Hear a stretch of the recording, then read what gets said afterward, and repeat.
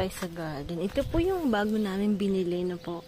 Pero ano po to, climbing. Kasi dito po yan sa pergola. So, dalawa yung linagay namin.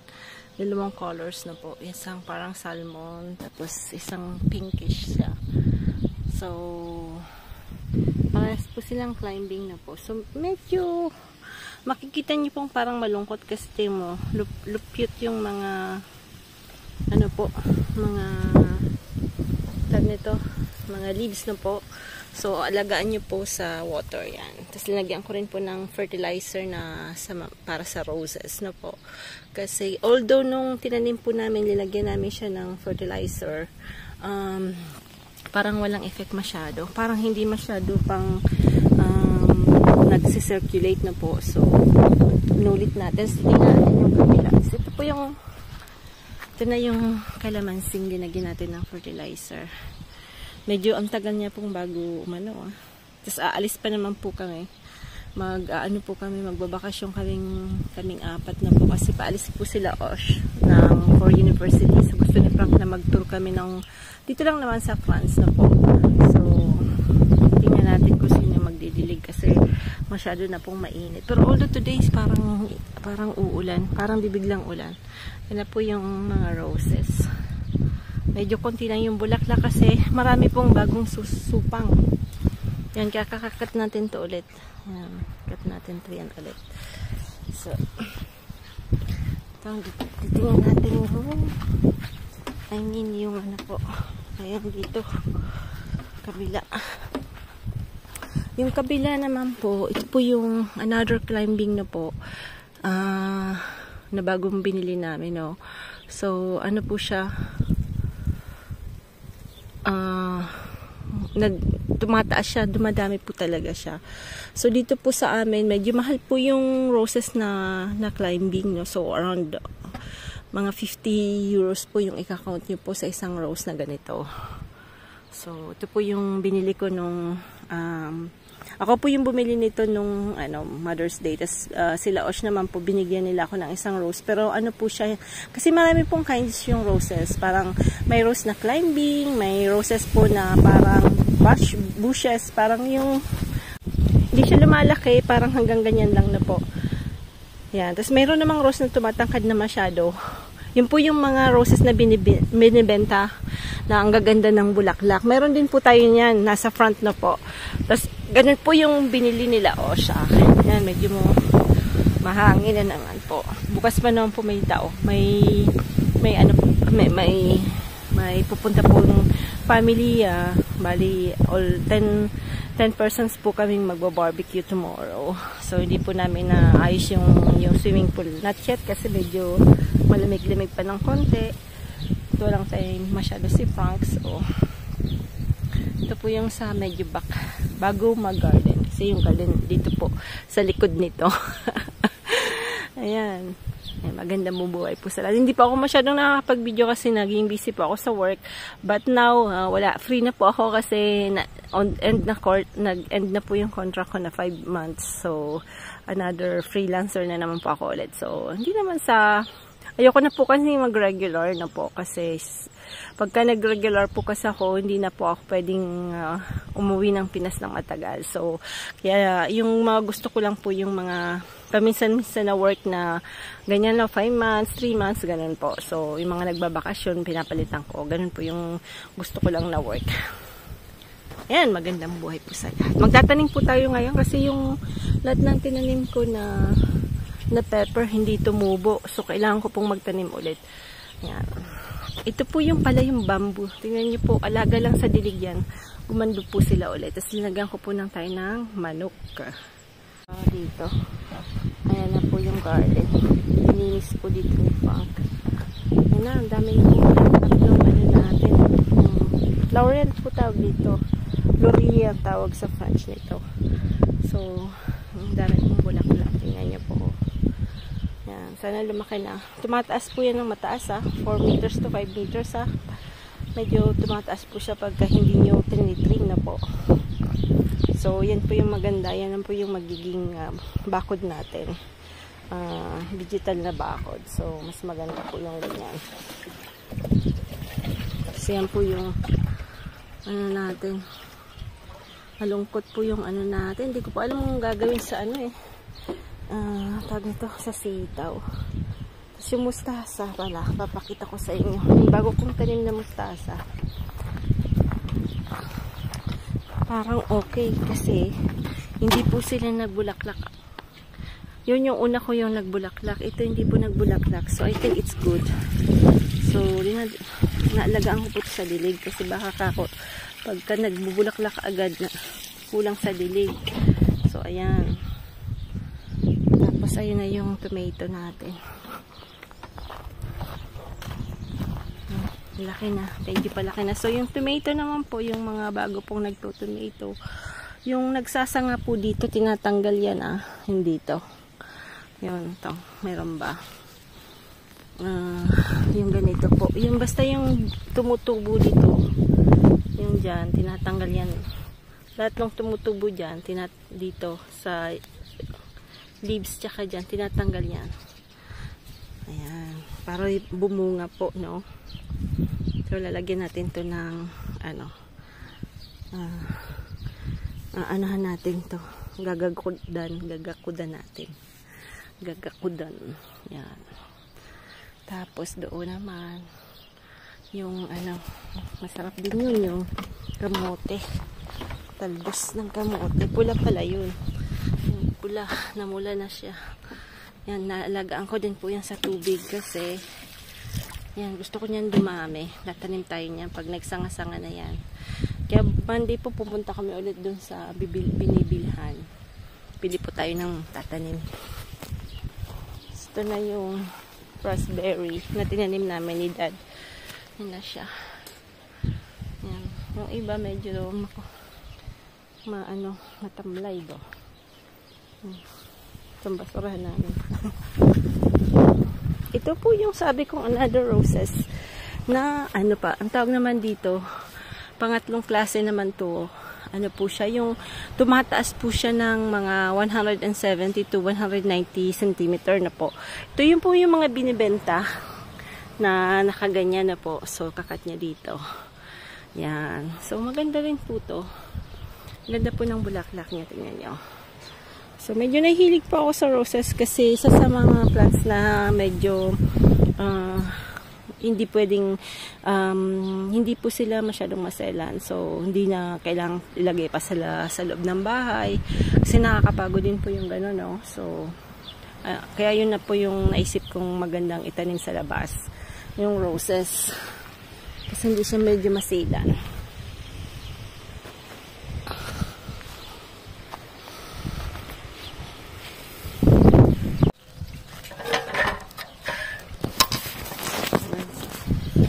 Ayusin natin tong pananim natin.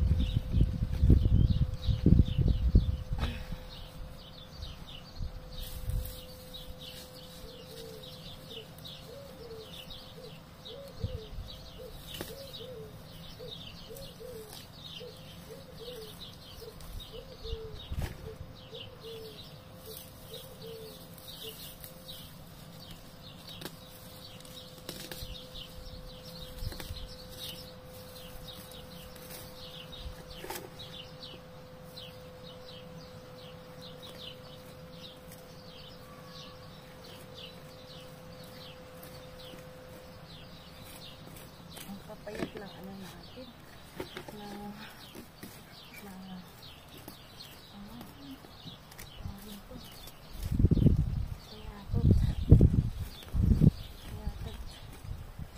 patay nito.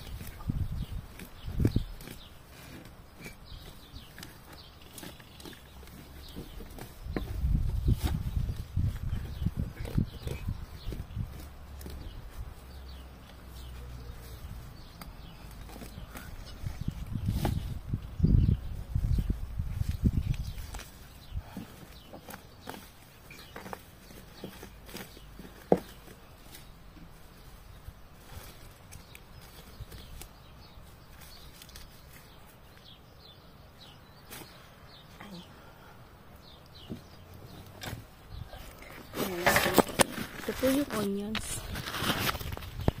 Yan. Tinanim natin ng onions. Kasi ano ko po siya. Tinanim ko lang po siya ng tawag nito direct planting. So yan niyo po. Oh. Dami. Laki. Direct planting yan. Direct planting po kasi siya. Yan. Kadami din tayo ah.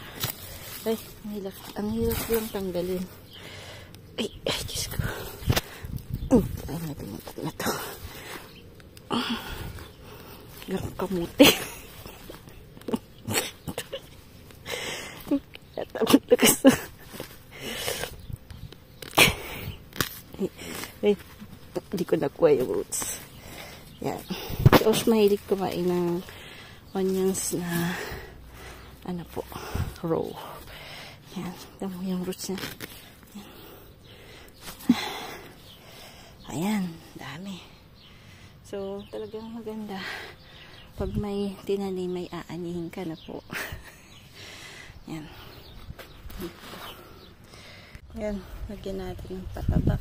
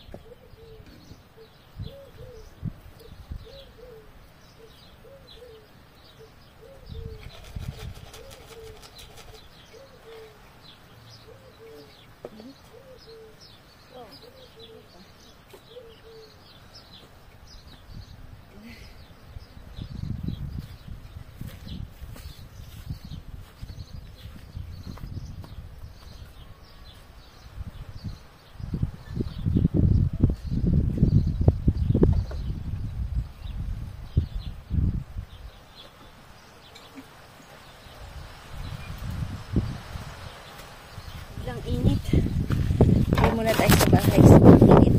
Kunin natin yung onions. Kuha tayo ng basket sa bahay. Naga ko po dito sa garden. 7 o'clock. Ang ingay ng chicken. Gusto na kasing lumabas ng dimungkog na chicken. Ang ingay. Pupugutan ko na to ng ulong chicken na to. Joke. Yan. Ito po nilinisan ko. Dito nalinisan ko na po. Dito hindi ko alam kung nilinisan ko kasi may tinanim kami dyan ni Dad. Pero parang wala. Hindi tumubo. Ito pong mga yan. Ito yan. Itong plant na to. Kasi lahat ng seeds na yan. Yan na yung mga anak nila. Yan po. Marami pa tayong lilinisin. Yan. Yan po sa lahat. Uniform na po tayong pang farm.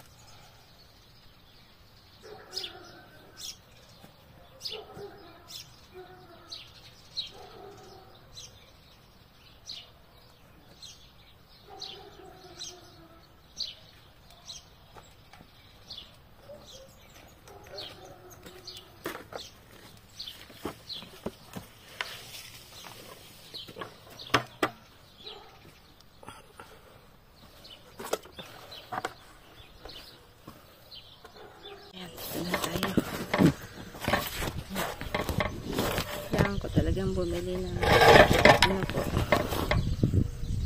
Ito yung tripod na matibay-tibay na hindi natutumba.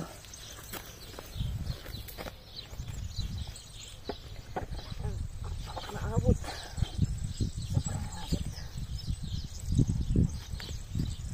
Ang nakalaban dito yung abot. Kasi siguro marubo baga. Mas mabilis pang tumubo yung damo kaysa sa tinanim mo. Kaya kailangan masipag kang magdamo. Kasi kung hindi mo na alam kung anong tinanim mo. Tagaan talaga po ang halaman.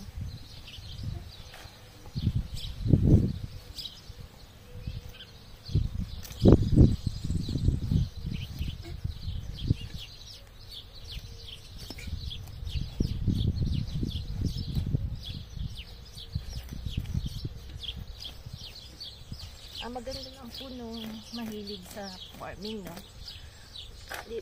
Pagkaalaga ka sa katawan mo, gano'n. Matagal po yung buhay nila. Nagiging damo ka na. Tagal mo matay.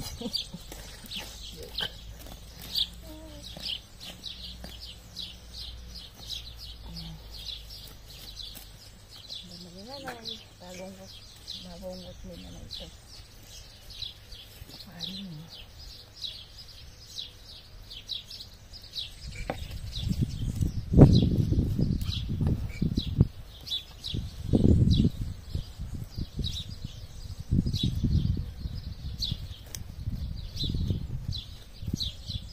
Mustasa po to. Pero parang maganda yung mustasa natin ngayon. Parang hindi siya mamululaklak. Kasi madahon na siya. So, kailangan natin alagaan sa dilig. Sa dilig.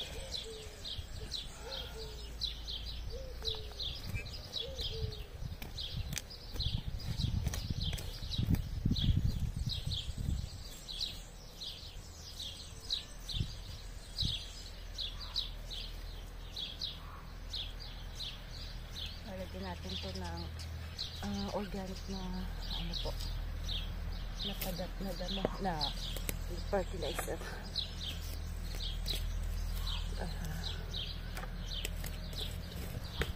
Nabasya. Ay. Yan. Pag nagpo-farming talaga, pag marunong kumamang. Kamang, dumapa. Yan, lahat yan. Yan. Bilis lang naman. Pagka hilig talaga.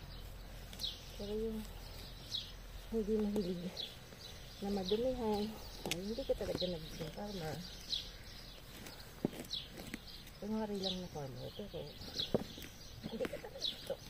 Kasi yung farmer talaga, grabe ang work. Pagod din. Yung ano talaga yung passion. Yung agriculture.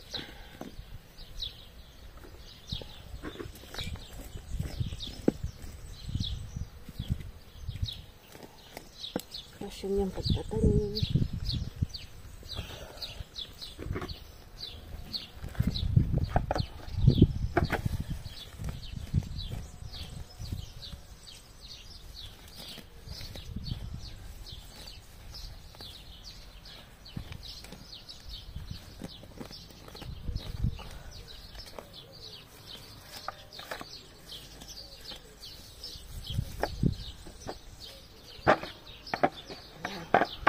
Dito ang dami.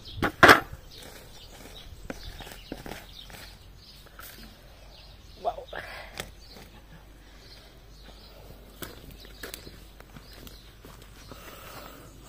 Natapos ko na. Yan, almost 1 hour din. 1 hour ko din po yan. Yung mustasa gumaganda na po, ayan. Dito naman po dinadali. Ito. Yan, dito po. Lilinisan. Yan. Medyo nakakapagod din at nakakauhaw.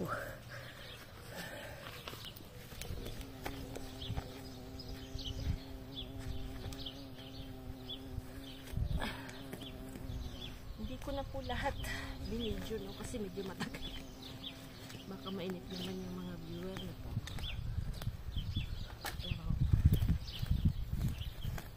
Kaya magtatanim tayo dito ulit.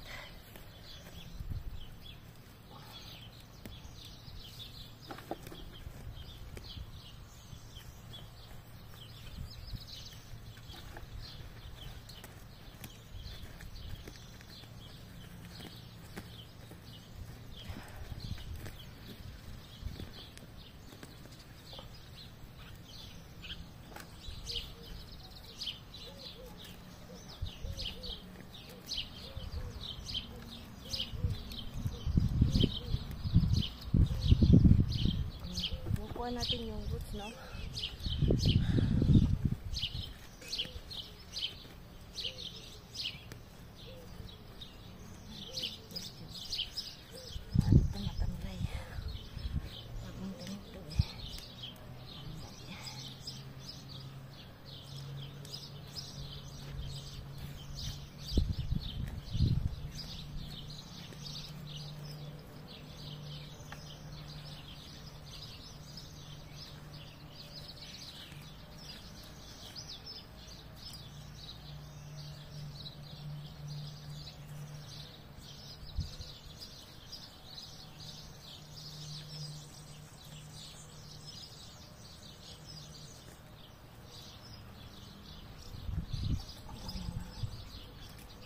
Ito natin maalagaan natin.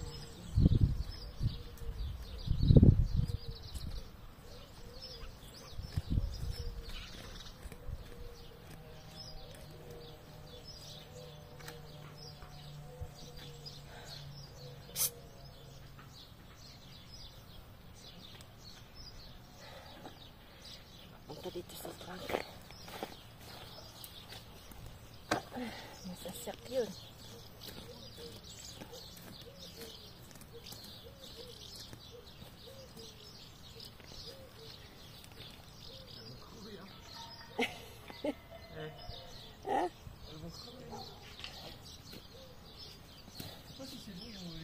Oh.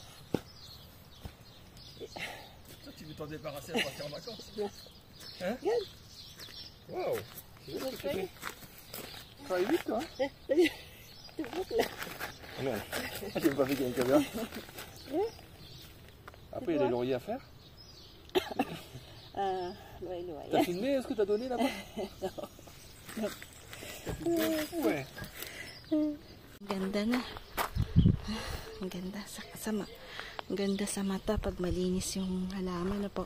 Tignan natin, binigay ko po yung natirang mga tira-tara kahapon. No? Sabi kasi ni George, bigay mo, sayang. Lalaki pa naman ng nung kanin ng paella, no? So, sakto ni Frank, baka daw mamatay. Doon. Sila, oh. Ayan ko sarap na sarap. Pero kailangan tanggalin ko po kasi yan po yung nagaano ng mga rats. So lilinisin na natin yan mamaya na po. Yan, tapusin natin tong plat na to para makamove on po tayo. Move po natin after. Tanim po tayo ng onions. Yan.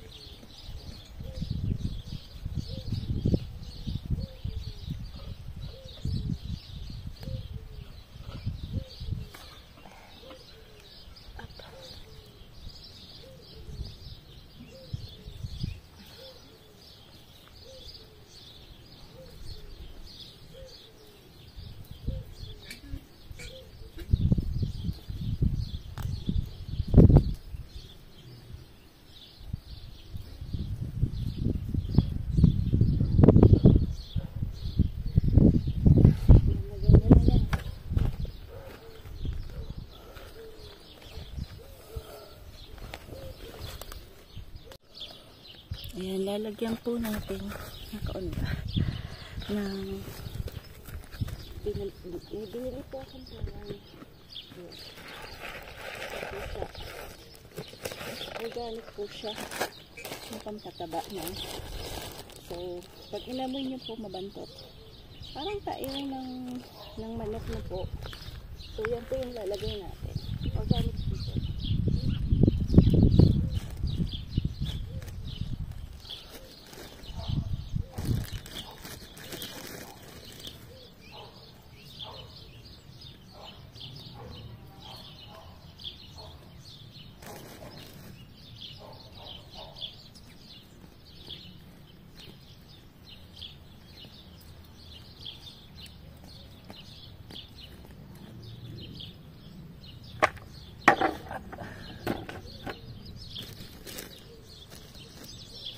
Tayo ng tabo.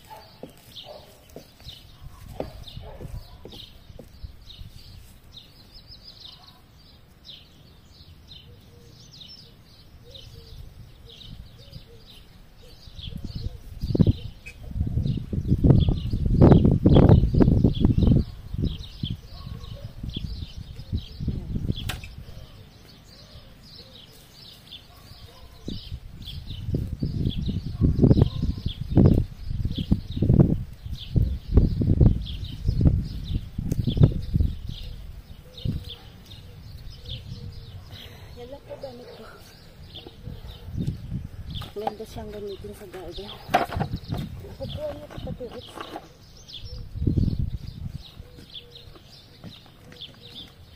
Nabili ko po yan sa greenhouse ko po. Mga noong gamit noong araw. Ngayon, siyempre, mga tao hindi na masyadong ginagamit. So, binibenta po nila yan ng 5 euros, 3 euros. Pag swerte ka, 1 euro lang. Tatanim ko po yung ibang kamatis mamayang hapon po kasi mainit na. So, tatanim natin dito. Ayan.